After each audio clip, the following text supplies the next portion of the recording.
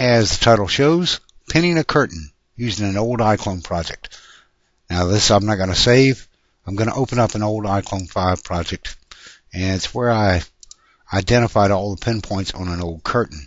It's using the old PhysX, so we have to open it up, and I'm not going to save this. And this is the curtain where I identified all the pins back when the item had to be pinned before it could be connected to these controllers. Now, here's something good about the PhysX, PhysX.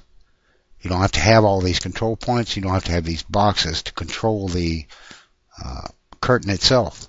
Everything's pretty much done with just the cloth and the pins that you create through material. So if you go into the scene now, you can take everything in here except the curtain and delete it. So if you look at this curtain, it's not linked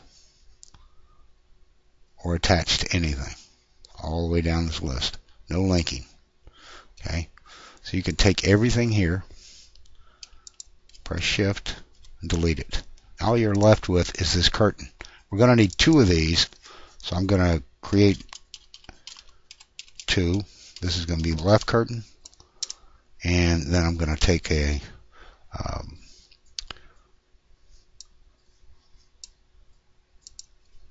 reset there, and I'm going to press Control and drag it off to the right, and that's going to be curtain right. So we'll have two different curtains in here that'll open up. I've got a finished project on this already, so this should go fairly quickly. I want to take this left curtain. I'm going to go ahead and move it over here and move it up. It's a fairly long curtain. It doesn't need to be that way, but it's up to you how you use it after you finish this. Now you take the left curtain is all we need to really work on now. We can fix everything here and then transfer it over here, or you can do both separately. It's up to you. So I'm just going to leave this here right now and turn it off. We're working on the left curtain. What we're going to do is, as it came in as an iClone5 project, we have to switch this back to a PhysX engine because it comes in under bullet as a iClone5. So we switch it back to PhysX so that we get this up here, so we can set the soft cloth options and everything else for it. So we go into PhysX or material, whichever one you want to start working on first. You can change the material simply by editing these maps. But we're going to work on the PhysX. First thing you need to do is make sure you got the one you're working on. Choose PhysX, and then we're going to convert this not to rigid body but to soft cloth. Once you do that, you need a weight map. Now to get the weight map, it's very simple. Go back to your materials again and choose the diffuse and then launch your UV just like that, and it's going to be in here as an update for this because I've already launched it. And then once you do that, you can create two layers. Duplicate this layer, call it background copy, and then make sure you take this lock off so that you can edit this, and we'll call this layer from background. Doesn't matter what the name is. Then we take everything in this layer, and you can rename it there if you want to. What we're going to do is we're going to take and select all and delete everything underneath this web, which is the UV map itself. Top of the curtain's up here, this is the sides, this is the bottom, etc. And then we just hit delete. You don't see it appear because this is blocking your view. So we come back to this layer, and we need to paint it white, so we just paint it white. And then we come up here, choose background copy, which is just a copy of what we had originally, and we just reduce the opacity on it. Then we come back to this layer. Now, to do this simply, we're just going to pin at certain points. I'm going to select, deselect. We're going to pin at certain points. Now, I can pin all the way across the top if I want to, but it's going to make it just one solid piece, and it won't react as a curtain. So what I need to do is pin it at certain points so that it will act like a curtain. Now, I've chosen what's called square brushes, and I'm using the biggest brush available. You can, of course, make it bigger by changing the size up here. But I'm going to take this big brush, And I'm going to choose points along this control where I want to pin the curtain at the top. Now, you can come all the way down here, but I suggest you just overlap the edge just a little bit on the top and the sides and press with black chosen as your foreground color. Press and click one time. That's all you have to do. Make sure you're on the bottom layer on the right, layer 0. Click. Now you've got that pinned. Come over here, same thing, overlap just a little bit, click. Now those are your two sides, the corners of the curtain. The rest of them I'm just going to hit up here on these inch marks. So I'll come up here, just overlap just a little bit, and click. Put another one here at 3,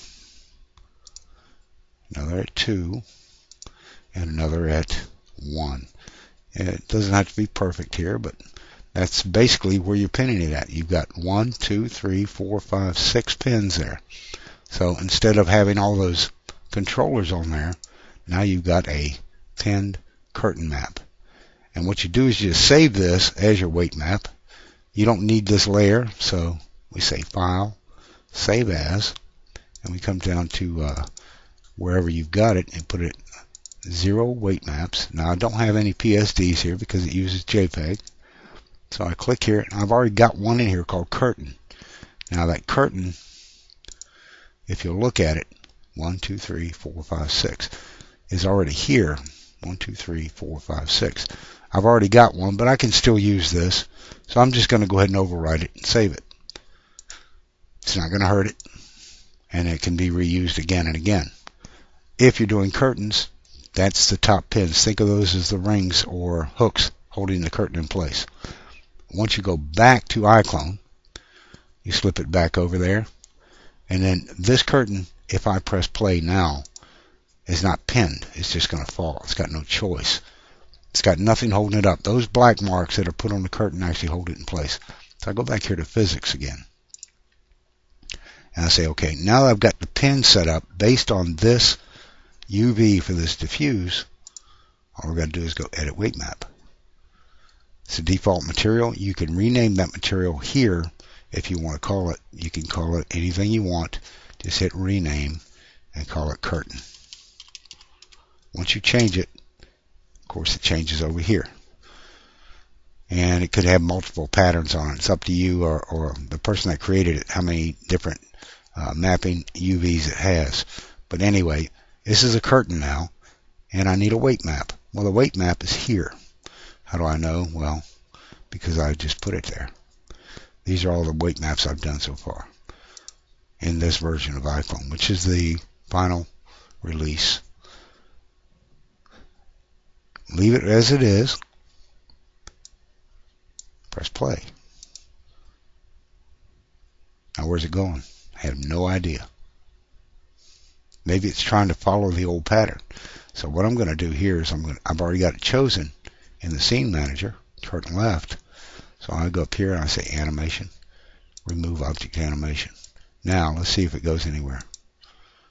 See, if something's doing something you don't want it to do, just choose it and do animation, remove object animation, or right click on it and use that. Sometimes the right click works, sometimes it's a little harder to get up. It's always right here. Okay, now that we've got it pinned, we still need to give it some type of pattern for cloth. So what's it going to be? Is it going to be a general pattern, satin, fleece, leather, linen? Depends on what you want to use it for. General will work if you want it to, so it holds, see, and it got a little bit of bounce to it. So it's up to you entirely what weight of cloth you want to put on this. I choose satin. It's a lighter cloth, but it still works. And you're not going to see a whole lot out of it right now because it's not really moving. It's just sitting still and just hanging from its control points. 1, 2, 3, 4, 5, and 6. Made those with that opacity map. Basically is all it is. Alright, so it's holding it in place. What do you want to do with this curtain? Well, you've got the weight maps in place. You've got the cloth type you want. Do you want any wind on it? Well, if you do, go ahead and put the wind now. You can choose a wind here. These are presets. Or you can come down to the bottom and choose or set up your own presets. Let's say you want it to blow towards you. Y is from back to front or front to back, whichever way you look at it. It's a minus 300. If I put a minus 300 on it now, and I give it a gust frequency, I'll just bring it up just a little bit, and we'll make it a long gust, the longer the range, the strength, and press play. And you see it blows towards you. And that's basically what you do. This minus comes towards you here, and this is a force that you can kind of counteract it. You can put a 200 force on it as a minus or as a plus 200, which pushes back on the curtain so it doesn't blow out to you as much. See, you're going to get blowing action, but you're not going to get as much force coming out, where the curtain will raise up here at the bottom. So these are settings you'll have to get used to. And soft versus rigid. There is no rigid in this scene. There's nothing holding that curtain in place except for these 6 pins. The self-collision, you don't really need it in this case. This is not a flag, and none of this cloth is really going to overlap, and you don't want it bouncing around when you close it up. So now that I've got the curtain in place, I've got a cloth type for it, and I've got the wind set for it. I'm done with that one. All I've got to do now is recreate it and bring it over. Now to do that, you can either take this, I'm just going to double click on it, copy the name, and I'm going to delete it. Okay. Then I want to take this curtain, I'm going to come back a little bit, press Control, drag, bring them both side by side. Okay. And then I'm going to rename this, double click, Control V, and I've renamed it. Now there's my right curtain. Right curtain's got all the settings of the left. There's no motion been applied to it. You see the curtain's moving now. Now, my idea here was to take these curtains and make them like your theater's curtains, where they open up and reveal something that's going on. So what you're trying to do here is get this basically in the same shape as your view screen. I usually go with a wide screen, and then I'm going to come in here like this until I can get those curtains to cover that opening like this. Come down, find the top, bring it just outside that top layer, try and center it, and then I'm going to create a camera. Okay, with that camera, I'm going to take this one and delete it because it's probably got motion to it, and then I'm going to double click that one and call this locked, and then I'm going to lock the camera where it doesn't move. Right here, this little padlock, you just lock it. Now no matter what I do, I can't go anywhere with it. I can scroll my mouse and move around anything. It won't go anywhere. So the camera's locked, but I'm going to work in preview. This is the scene I want to see, but I'm going to work in preview. I'm going to turn this camera off so it doesn't get in the way, and then I'm going to choose camera left. Come down here, and we'll go down to frame 100.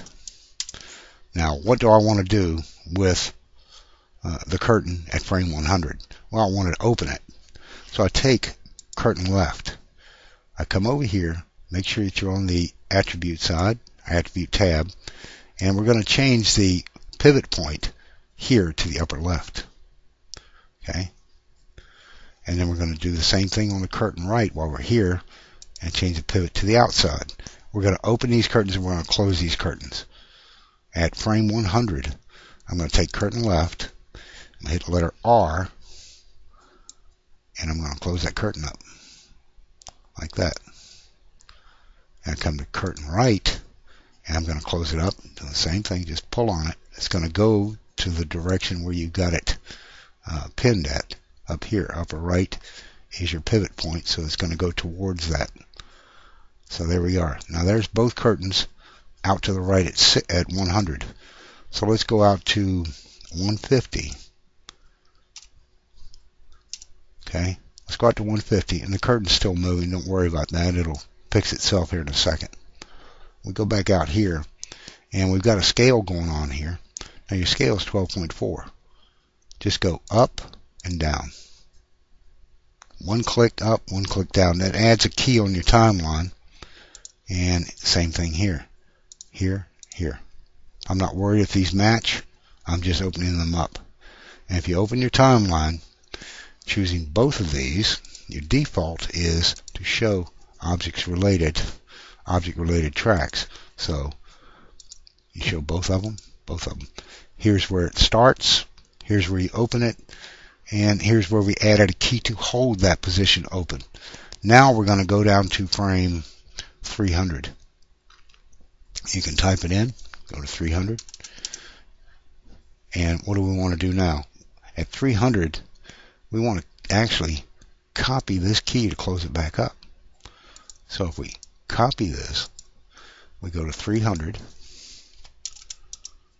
hit Control V, you could do paste right here, and it'll paste that key in. Do the same thing here, copy it, come to 300,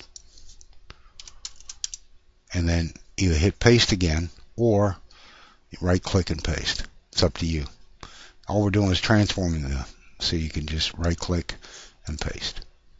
And there it is. Both of them at the same position. That's at 301. Now we're at 299. If you press Alt and spin your mouse in, you'll get it right up on it. That's as far as you can go in. You just bring it to 300. And now they're both exactly the same. They're closed and open. Okay. So what we're going to do now that we're at 300, we're going to say render range. I'm going to go ahead and change that here to a video, so I can set my range here to 300. That's it. What that does, it moves this limiter back here to 300. Hit stop, and then I'm going to go back into the scene, but I don't want to move around, so I just hit locked. And that brings me back to my theater opening. And there you go. Your curtains open. And they close. Now, of course, more time will give them time to settle down, so you can bring this out a little bit. Hit stop. Go by frame. Open the curtains. Hold them as long as you want to by copying and keying that frame. And there you go. And that is how you pin curtains inside of iClone6. That's as simple as I can make it. And then once you do that, you're done. You save your project, and that's it. Now here's the project I had already done. Go by date modified.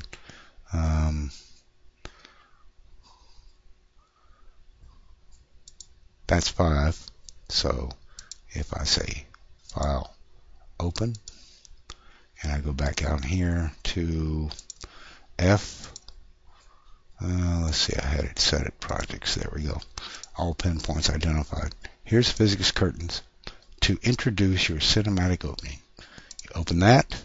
It's the same project, but what I've done is I've also changed the material on here, and you can do that to yours. It's entirely up to you. Go to your scene, choose your prop. Here's your curtain left. Here's your material. Now on here, I've got a diffuse, bump, displacement, and a blend map. Now on the displacement, when you apply that, I used this one originally. I turned it to a grayscale and then readjusted it. But so I'm not going to put it back on. And then it automatically puts a bump map here if you want it. And that's all you see in the curtain right now is a bump map. But if I press play now, this is real time. My curtains open up and they're waving in the breeze.